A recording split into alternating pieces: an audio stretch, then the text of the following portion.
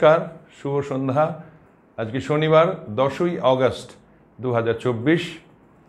বাকচক্রের নতুন পথ চলা বিবেকানন্দ ঘরে ঘরের আজকে 170তম 170th সাপ্তাহিক ধারাবাহিক বক্তৃতামালায় আপনাদের সকলকে সাদর অভ্যর্থনা ও আমন্ত্রণ জানিয়ে আজকে আমাদের অনুষ্ঠান শুরু করছি। অনুষ্ঠানের বিষয় এবং বক্তা অপরিবর্তিত। বিষয় স্বামীজির পত্রাবলী এবং বক্তা শ্রী তরুণ গোস্বামী, যিনি আমার পাশেই বসে আছেন, যার পরিচয় নিষ্প্রয়োজন। আর আগে যে একটা বিশেষ বিজ্ঞপ্তি দিয়েছিলাম সেটা রিমাইন্ডার হিসেবে দিচ্ছি না, সেটাও আপনারা মনে রেখে যদি সম্ভব মনে হয় এটা গ্রহণযোগ্য তাহলে আমাদের সঙ্গে যোগাযোগ করলে আমরা সেই অনুযায়ী ব্যবস্থা নেব। আজকে আর বিশেষ বাক্য ব্যয় না করে, অহেতুক বাক্য ব্যয় না করে আসুন আমাদের পরিচিত প্রার্থনা সঙ্গীত, যেটা গেয়েছেন আমাদেরই বাকচক্রের পরিচালক মণ্ডলীর সিনিয়র মোস্ট সদস্য শ্রী রমেশচন্দ্র বন্দ্যোপাধ্যায়, তার গাওয়া সেই প্রার্থনা সঙ্গীত শুনে আমাদের আজকের অনুষ্ঠান শুরু করছি। নমস্কার, ভালো থাকবেন।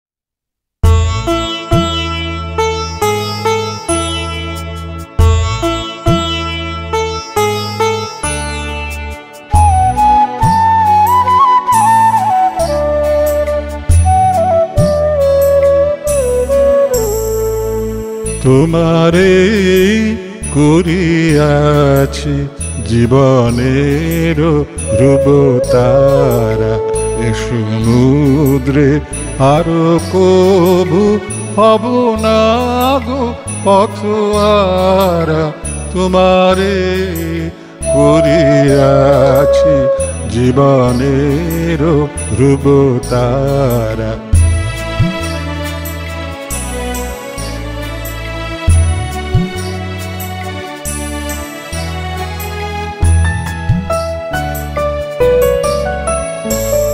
যেথায় আমি যাই না গো তুমি প্রকাশিত থাকো, যেথায় আমি যাই না গো তুমি প্রকাশিত থাকো। অকুল নয়ন জলে ঢালো গো কিরণ ধারা। তোমারে করিয়াছি জীবনের রূপতারা।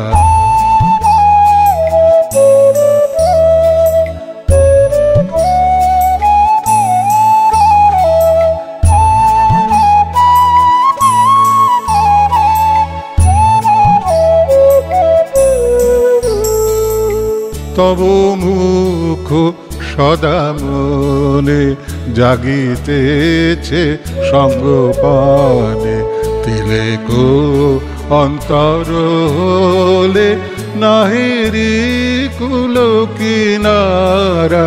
তব মুখ সদা মনে জাগিতেছে সঙ্গপানে, তিলেকো অন্তর হলে নাহেরি কুল কিনারা। কখনো বিপথে যদি ভ্রমিতে চায় হৃদি, কখনো বিপথে যদি ভ্রমিতে চায় হৃদি, অমনীয় মুখ হেরি শরমে যে হয় সারা।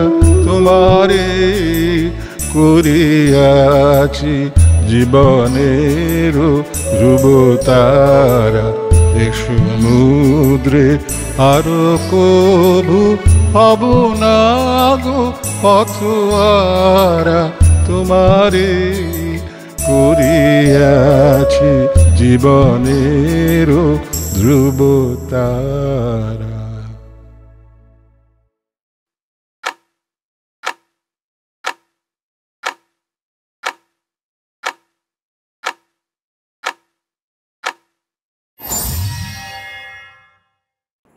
নমস্কার।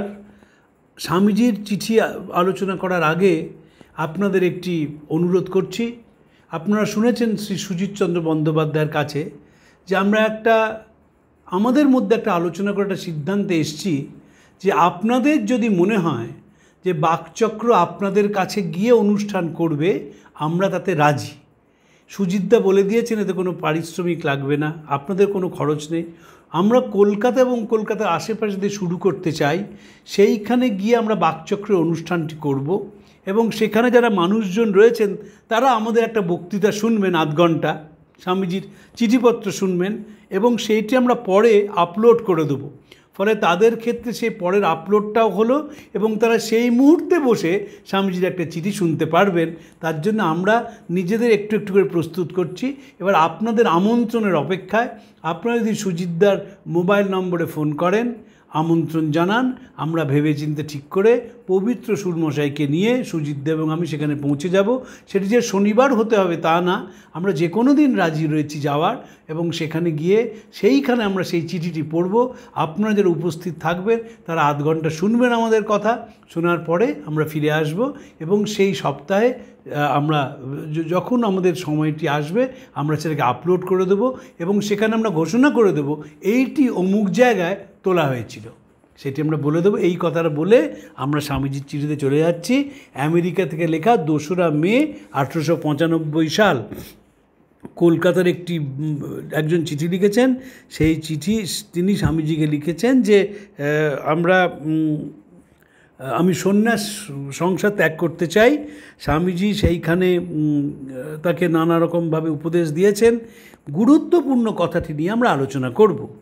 স্বামীজি বলছেন, প্রেমে মানুষে মানুষে আর যে ম্লেচ্ছে ব্রাহ্মণে চণ্ডালে এমনকি পুরুষ নারীতে পর্যন্ত ভেদ করে না।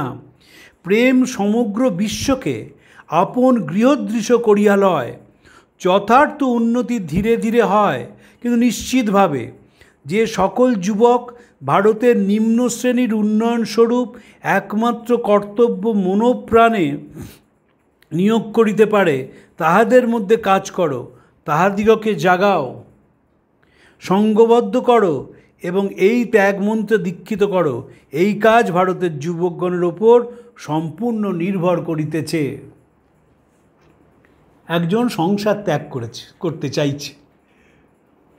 স্বামীজি অন্য কেউ হলে কি বলতেন? হ্যাঁ বাবা, একদম নিরামিষটা খাওয়া শুরু করো, তারপর সকালে গঙ্গা স্নান করো, ভোরবেলায় উঠে জপধ্যান করো, বিকেলবেলা একটা মন্দিরে যাও, তাহলেই তোমার সব হয়ে যাবে। আমাদের তো এখন দেখছি একটা সারা ভারতবর্ষ জুড়ে একটা অলৌকিকত্ব দেখানোর চেষ্টা হচ্ছে, প্রত্যেক জিনিসের মধ্যে অলৌকিক কিছু বলা। স্বামীজি শিষ্যকে বলছেন, স্বামী সঙ্গত আমরা মন দিয়ে পড়ি না, তাই আমার দেশ ঘুরে মনে হয়েছে যারা খুব ধর্ম করে তারা full of morbidity, cracked brains and fanatics. Swamiji বলছেন খুব ধর্ম করে, কারণ দেখা গেছে কি যারা প্রাতিষ্ঠানিক ধর্মের মধ্যে ডুবে আছে তাদের মতো নৃশংস আর কেউ হয় না। এটি ভারতবর্ষের অভিজ্ঞতা স্বামীজির, আমাদেরও সেই অভিজ্ঞতা, আমাদেরও কিন্তু তার ব্যতিক্রম নয়। আমরা দেখেছি যারা খুব প্রাতিষ্ঠানিক ধর্মে বিশ্বাস করেন, অনেকে আছে তো যে জানো তো আমরা প্রতিদিন না সকালে মাকে খাবার না দিয়ে জল আর মিষ্টি না দিয়ে বেরোতে পারি না। দেখা যায় যারা মাকে যত জল দেন তারা মানুষ মাকে তত কম জল দেন, এটা অভিজ্ঞতা মানুষের।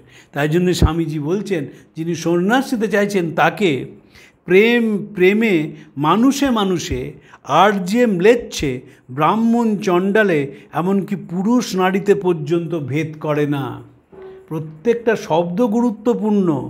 আর যে ম্লেচ্ছে ব্রাহ্মণে চণ্ডালে এমনকি পুরুষ নারীতে পর্যন্ত ভেদ করে না। স্বামীজির সময় তো বটেই, এখনও খুব বাড়ছে। আবার সেই পুরনো সমাজ ফিরে আসছে যেখানে সমাজে ব্রাহ্মণদের সঙ্গে অন্যদের একটা বিপুল দূরত্ব রচনার চেষ্টা হচ্ছে এবং আমাকে শুনতে হচ্ছে। আমি এতকাল শুনিনি। আমি ছাত্র জীবন থেকে স্বামীজির বক্তৃতা করি। প্রথম যখন বেলুর মঠে ইউথ কনভেনশন হয় 1985 সালে, আমি তার প্রথম সভার বক্তা ছিলাম। স্বামীজির যখন 150 হয় তখন আমি শেষ দিনের বক্তা ছিলাম। কিন্তু এখন শুনতে হচ্ছে আপনি তো ব্রাহ্মণ, কেন পইতে পড়েন না, কেন মাংস খান? আমাকে লোকেশ্বরানন্দ যে প্রশ্ন কোনো দিন করেননি, আমার গুরু মহারাজ এই প্রশ্ন কোনো দিন করেননি, এখনও কোনো স্বামীজি করছেন না। কিন্তু রামকৃষ্ণ মিশনের তথাকথিত ভক্তরা আমাকে মাঝে মাঝেই এই প্রশ্ন করে বিব্রত করছে যে আচ্ছা আপনি কি মাংস খান? আপনি তো বৈষ্ণব পরিবারের ছেলে। না, হ্যাঁ জানেন তো, বৈষ্ণব পরিবারে ছেড়ে টেবিল টেনিস খেলতাম, তখন পৈতেটা এত বিরক্ত করতো সেটাও ফেলে দিলাম, কারণ হাতে বারবার নেমে আসে, তাই পৈতেটাও পড়ি না, এবং মাংসটাই খাই। এবং তাদের প্রভানন্দজির কথা বলি, প্রভানন্দজির কাছে আমি যেতাম প্রত্যেক সপ্তাহে, উনি আমাকে সন্তানবৎ স্নেহ করতেন। তো উনি সাধুদের বলতেন, জানো তো সাধুরা যা খায় ও তা খায় না, তো ওকে দুধ দেবে না, ফল দেবে না, মিষ্টি দেবে না, কারণ ওদের সব অ্যালার্জি রয়েছে। কিন্তু এখন প্রশ্ন শুনতে হচ্ছে, এইখানেই ভারতবর্ষ গিয়ে পৌঁছচ্ছে। ফলে এই যে চওড়া চওড়া রাস্তা, এই যে উঁচু উঁচু বাড়ি, এই যে উন্নত পরিকাঠামো, এই যে পৃথিবীর সব ভোগের জিনিস হাতের মধ্যে চলে এসছে, সেখানে মানুষ আস্তে আস্তে পিছিয়ে পড়ছে। তাই কিন্তু বাকচক্রের একান্ত প্রয়াস মানুষের মধ্যে বিবেকানন্দের আলো পৌঁছে দেওয়া। যদি বাকচক্রের প্রয়াস জিজ্ঞেস করেন, this is the only purpose, to ensure people that read Vivekananda to enlighten yourself. এই যে বিবেকানন্দের আলো, তাই তিনি বলছেন যে সাধু হতে চাইছে, তাকে বলছেন যে সকল যুবক ভারতের নিম্ন শ্রেণীর উন্নয়ন রূপ একমাত্র কর্তব্য মনোপ্রাণে নিয়োগ করিতে পারে, তাহাদের মধ্যে কাজ করো, তাহাদিগকে জাগাও, সঙ্গবদ্ধ করো এবং এই ত্যাগমন্ত্রে দীক্ষিত করো। এই কাজ ভারতের যুবকগণের ওপর সম্পূর্ণ নির্ভর করে দিচ্ছে। তোমার কাজটা কি মন্দিরে যাওয়া নয়, ওই নিম্নবর্গের মানুষের মধ্যে কাজ করা, তাদের মধ্যে কাজ করো, তাদের জাগাও, সঙ্গবদ্ধ করো, ত্যাগমন্ত্রে দীক্ষিত করো। যখন আমি এখান দিয়ে আসি, এই বাড়িতে আসি নারকেলডাঙায়, আমি ওই খালপাড় দিয়ে আসি, অসংখ্য দরিদ্র মানুষ খালপাড়ে ঝুপড়িতে থাকেন, ছোট ছোট বাচ্চা, তারা কখন যে আমার মোটরসাইকেলের সামনে চলে আসবেন তার হিসেব নেই। কিন্তু তখনও আমার মনে হয় যে এদের জাগরণের কথাই স্বামীজি বলেছিলেন। আমাকে অনেকেই বলেন যে আচ্ছা তুমি কি স্বামীজি ছাড়া কখনো থাকো? ভাই এখনও পারিনি থাকতে, এমন কোনো ক্ষণ নেই যেটা স্বামীজি ছাড়া থাকি না। এই নিম্নবর্গের মানুষের মধ্যে কাজ করতে স্বামীজি বলছেন, সাধারণ মানুষের মধ্যে কাজ করতে বলছেন। কিন্তু কি দেখা যায় সাধারণ মানুষের প্রতি সীমাহীন অবজ্ঞা। তাই কোনো ধর্মই, কোনো আচরণ, কোনো কিছুই কাজ করে না। স্বামীজি বলছেন এদের মধ্যে প্রেম এমন একটা জিনিস, বলছেন আর্যে ম্লেচ্ছে ব্রাহ্মণে চণ্ডালে, এমনকি পুরুষ নারীতে পর্যন্ত ভেদ করে না, যদি সে প্রেমটা নিঃস্বার্থ প্রেম হয়।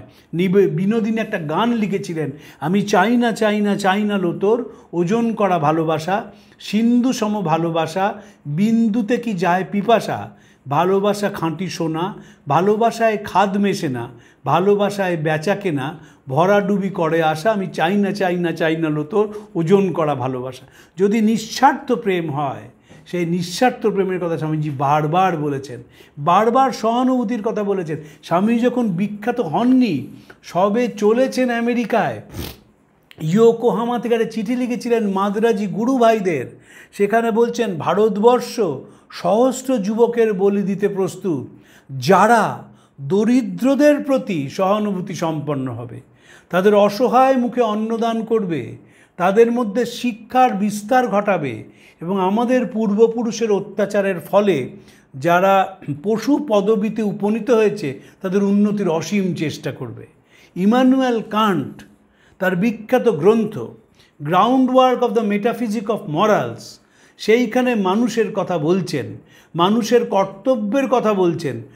আ human action is morally good, not because it is done from immediate inclination, still less because it is done from self-interest, but because it is done for the sake of duty. যখন মানুষের ভেতর থেকে সেই কর্তব্য বোধটা জেগে ওঠে, তখন সে একটি নিজেকে উন্নত স্তরে নিয়ে যায়।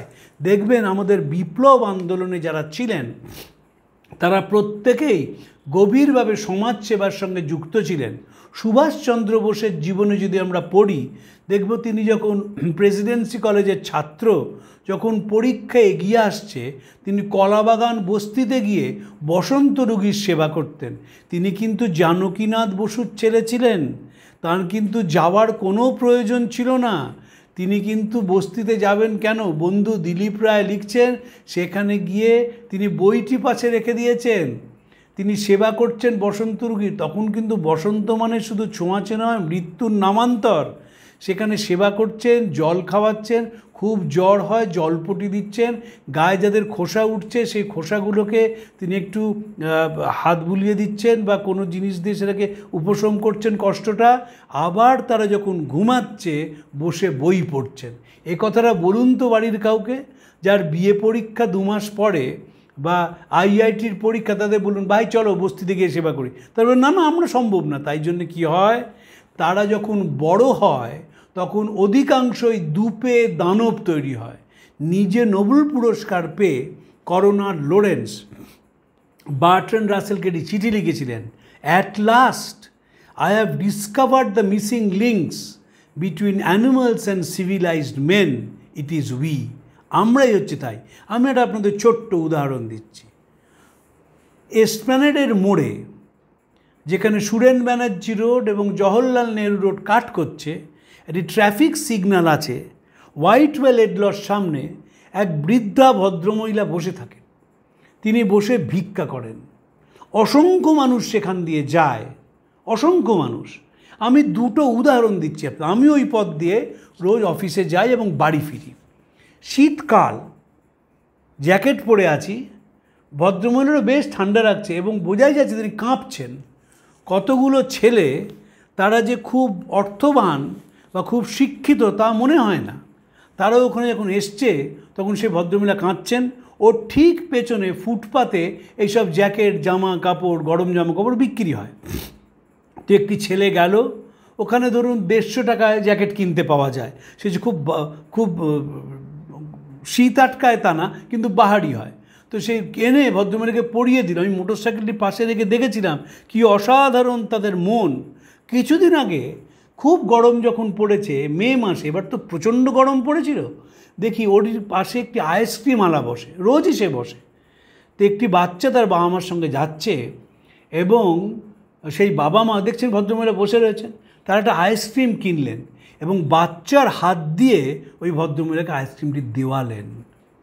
এটি কিন্তু বাচ্চাটির মনে সারা জীবন দাগ কেটে যাবে এবং সে যেখানেই থাকুক সেখানেই অশক্ত মানুষের পাশে সে দাঁড়াবে।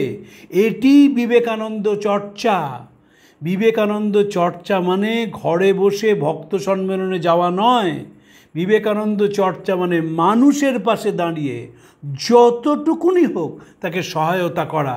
এই যে বাচ্চাটি, তার বাবা মা তার হাত দিয়ে দেওয়ালো, আমার অসাধারণ লাগলো। সেই ভদ্রমহিলা তো হেঁটে যাচ্ছেন, তার মানে তারা যে খুব অর্থনৈতিকভাবে সবল তা নয়, কিন্তু বাচ্চাটিকে তিনি দেওয়ালেন এবং সেই বাচ্চাটি সে আইসক্রিমের যে কাভার থাকে সেটা খুলে ভদ্রমহিলাকে দিলেন। তার আগে দেখেছিলাম শীতকালে ওই ছেলে 3টি তারা একটা জ্যাকেট কিনে ভদ্রমহিলাকে পরিয়ে দিলেন।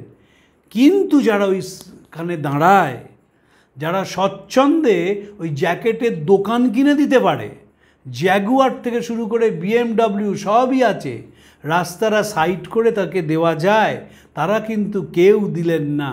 তাই বিবেকানন্দের কাছে এরা শূন্যের, বলছেন তোমাদের কাছে মনে হয় ঠান দিদির মুখে গল্প শুনছি, তোমরা শূন্যে লীন হয়ে যাও।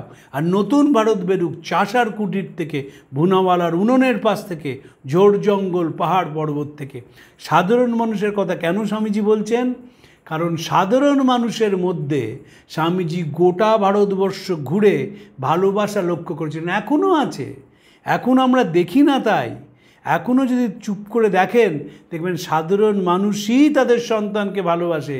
দেখবেন সাধারণ মানুষ চলে গেলে ট্রাক ভর্তি মানুষ শ্মশানে যায়, আর যখন কোনো অর্থনৈতিকভাবে সবল মানুষ যান তখন যিনি শুয়ে রয়েছেন তিনি পিছনে শুয়ে থাকেন, নিথর দেহ, একজন চালক, তার পাশে তার পুত্র সন্তান বা কন্যা সন্তান এবং পিছনে বড় জোর 2 জন বন্ধু। আর যারা সাধারণ মানুষ তারা অসংখ্য সংখ্যায় গিয়ে শ্মশানে যান। আমরাও বিশ্ছি যারা তথাকথিত শিক্ষিত বলি, সেটা আনকালচার বলেই যায় এবং ওরা ওই যে কাঁদে না, ওই কান্নাটা একটা ফ্যাশন। আসলে আমাদের চোখ দিয়ে আর জল পড়ে না, মানুষের প্রতি কোনো স্তরে টান নেই। তাই বিবেকানন্দ লিখছেন, বিবেকানন্দ এরপর বলছেন, ঈর্ষা ও অহংভাব তাড়াইয়া দাও, সঙ্গবদ্ধভাবে অপরের জন্য কাজ করতে শেখো। আমাদের দেশের এইটির বিশেষ অভাব। শুভাকাঙ্ক্ষী বিবেকানন্দ। আশীর্বাদক লিখছেন না, বলছেন শুভাকাঙ্ক্ষী, ওয়েল উইশার। বিবেকানন্দ চিঠিতে আশীর্বাদক লিখতেন না, অধিকাংশ চিঠিতে শুভাকাঙ্ক্ষী লিখতেন। কেন লিখছেন? বলছেন দেখো, আমাদের দেশে সংঘবদ্ধভাবে অপরের জন্য কাজ করিতে শেখো। এই আমাদের দেশে এইটির বিশেষ অভাব, আমরা কিছুতেই পারি না। আমি একজনকে জিজ্ঞেস করেছিলাম যে আচ্ছা, আপনারা যখন চলে যান বেশ তো অফিস পরিষ্কার থাকে, তো একজন পুলিশ কমিশনার চলে গেলে আরেকজন পুলিশ কমিশনার আসবেন, এই বিপুল খরচ করে আবার নতুন সোফা, আবার সোফায় পর্দা লাগানো ঘরে, আবার সোফার রং পাল্টানো কেন করেন? কী হয়? এটা কি আপনার প্রফেশনাল এফিসিয়েন্সি বাড়ে? তাহলে আপনি সাইকোলজিস্ট দিয়ে দেখান না কেন? যে সাইকোলজিস্ট ঠিক করবে যে এই হচ্ছে কন্ডিশন, সোশিওমেট্রি মিটার ব্যবহার করে যে আমার এফিসিয়েন্সি বাড়বে, মানুষের বেশি সেবা হবে, ঘরের রং হবে। তখন তিনি বলেন আসলে ব্রিটিশ লেগাসি, ব্রিটিশ এরকম করতো। ওয়ারেন হেস্টিংস দুপুরের পর ঘুমাতেন, পাংখাওয়ালা 1 টাকা মায়না ছিল, তো তার রোজনাম চায় পাওয়া যায়, যে পাখা টেনে দিচ্ছে ছিল। কিন্তু সঙ্গবদ্ধ জীবন সাহেবরা আমাদের শেখালো না।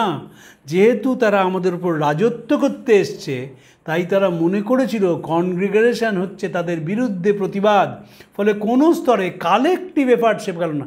দেখবেন, আমি সন্দীপ সেনগুপ্ত বলে আমার একজন খুব প্রিয় সাংবাদিক আছেন, তার অনেক বয়স, তার 80 কাছাকাছি বয়স। তিনি রঙ্গনাথানন্দজির গল্প করছিলেন। রঙ্গনাথানন্দজি যখন গোলপার্কের সেক্রেটারি ছিলেন 1965, 66, 67 সালে, তখন তিনি প্রত্যেক বুধবার কলেজের ছাত্রদের সঙ্গে 1 ঘন্টা করে ক্লাস নিতেন। ক্লাস নেওয়া মানে বিবেকানন্দ চর্চা, কিন্তু অন্যভাবে। মহারাজ তাদের সোশ্যাল এটিকেট শেখাতেন, যে দেখো যখন বাসে যাচ্ছ তখন সহকর্মী বা সহযাত্রীদের সঙ্গে কীভাবে ব্যবহার করবে, যখন ট্রেনে যাচ্ছ সহযাত্রীদের সঙ্গে কীভাবে ব্যবহার করবে। আমি তাকে বলছিলাম, দেখুন মহারাজ তো ভিশনারি ছিলেন, বলতে পারতেন। দেখবেন মেট্রো রেলে যারা নিয়মিত চড়েন তাদের বহুরের এই অভিজ্ঞতাটি হয়।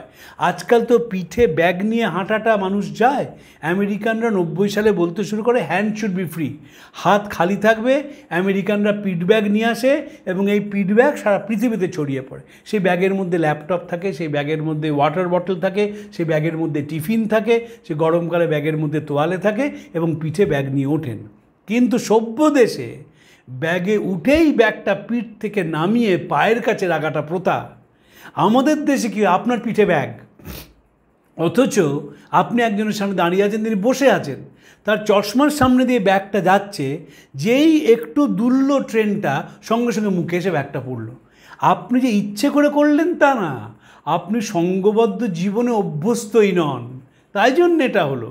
দেখবেন যারা ফ্রিকুয়েন্ট ফ্লায়ার তারা তো বিদেশে যান, কোথাও কিন্তু আমাদের মতো হয় না যেই এয়ারপোর্ট চলে এলে সঙ্গে সঙ্গে নামতে হবে, যেন আপনাকে ছেড়ে দিয়ে প্লেনটা আবার আকাশে উঠে পড়বে, আপনি প্লেনের মধ্যে একা পড়ে থাকবেন।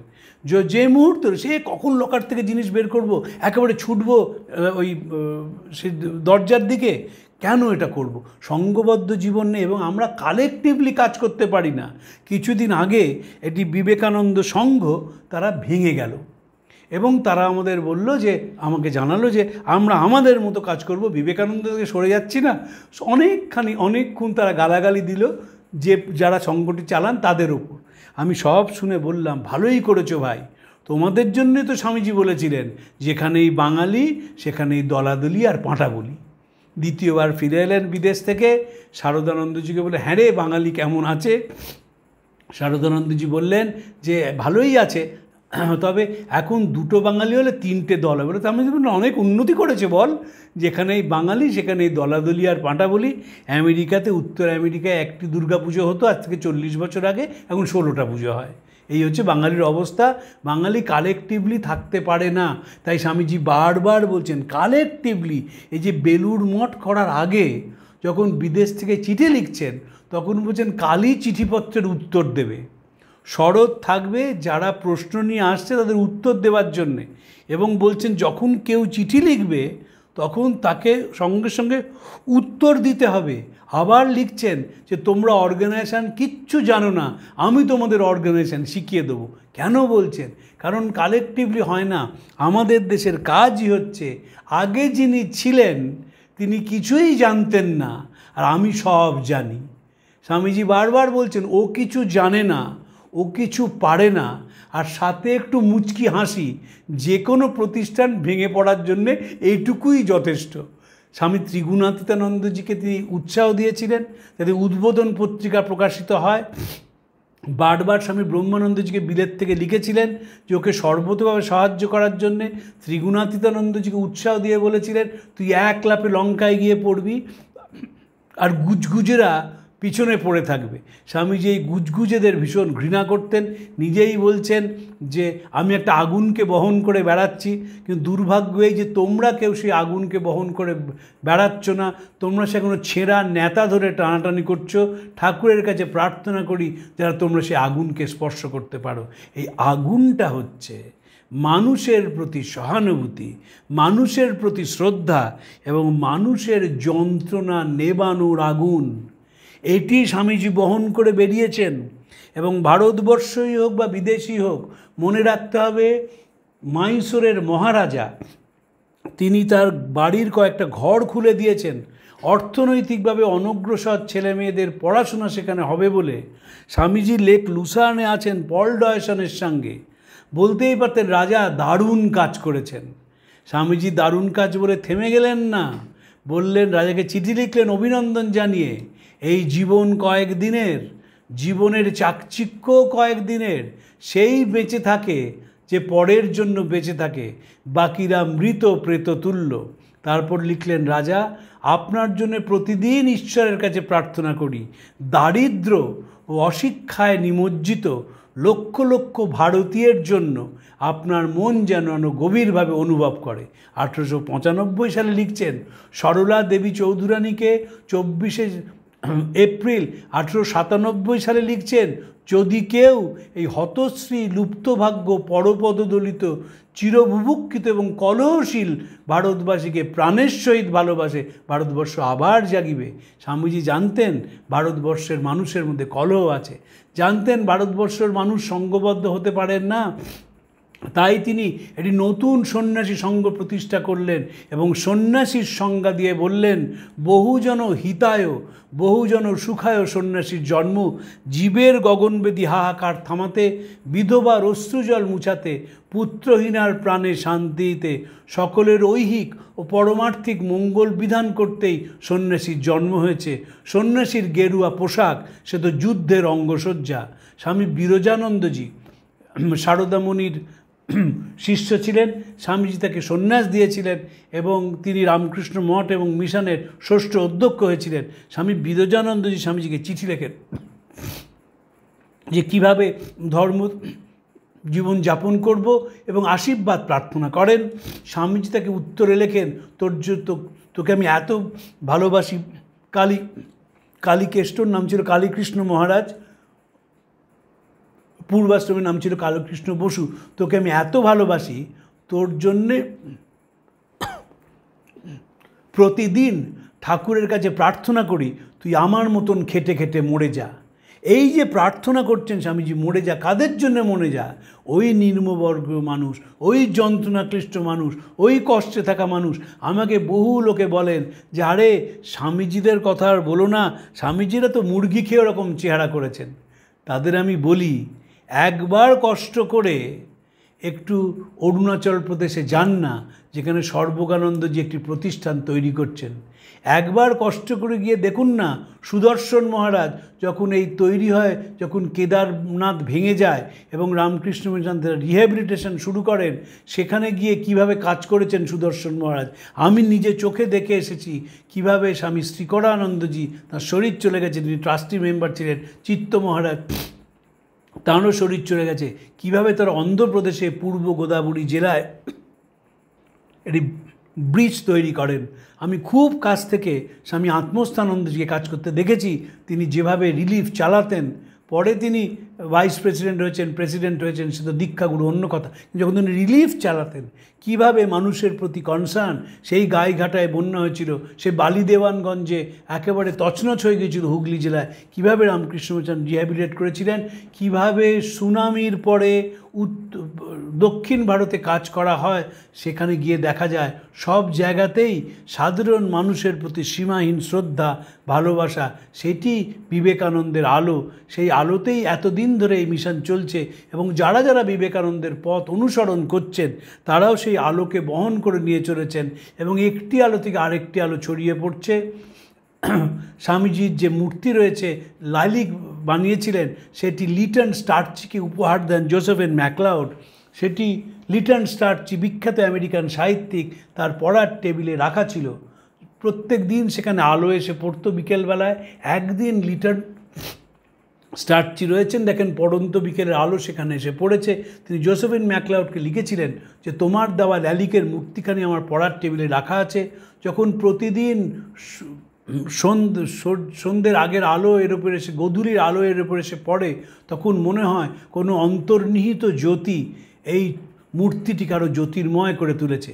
যারাই মানুষকে ভালোবাসেন, যারাই মানুষের কাছে যান, যারাই সঙ্গবদ্ধ জীবনে বিশ্বাস করেন, তারাই বিবেকানন্দকে পান এবং তাদেরই ভেতরের আলোটা জ্বলে ওঠে। আপনাদের নমস্কার জানিয়ে আজকে শেষ করছি। প্রাণারাম প্রাণারাম প্রাণারাম প্রাণারাম প্রাণারাম প্রাণারাম কি যেন